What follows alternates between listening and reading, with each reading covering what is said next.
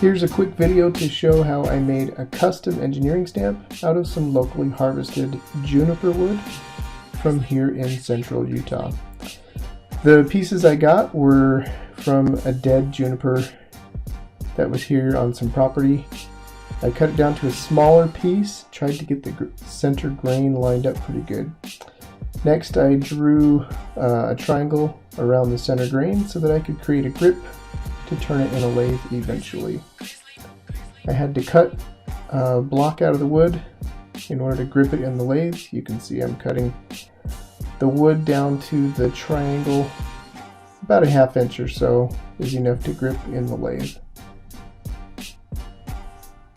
Please note that the center of the grain was not at the center of the log.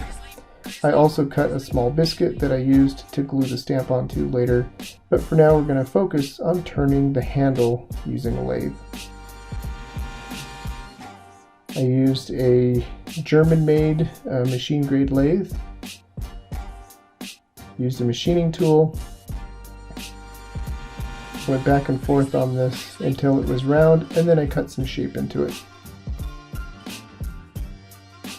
I was removing pretty thin layers with each pass, trying to prep the dowel to be shaped eventually into the handle for the stamp. Here's the final shape, and next I just need to treat the wood.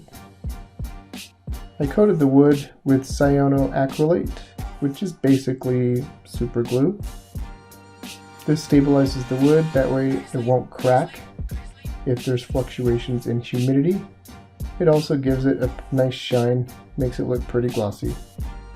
Here's the finished product.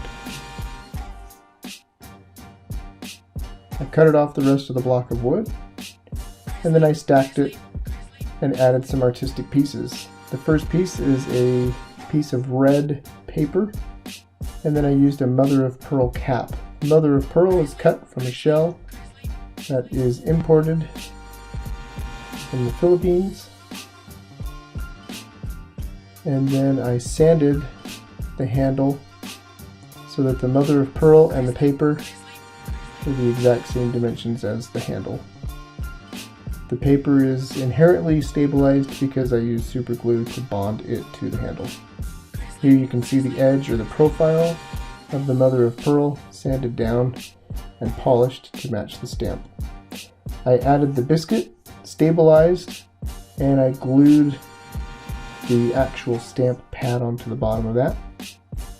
All of this is held together with pins and screws.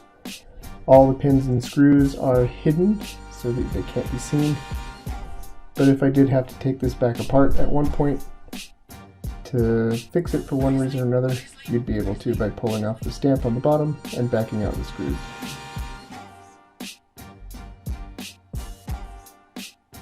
I hope you like it. It was a fun little project. It makes a great showpiece.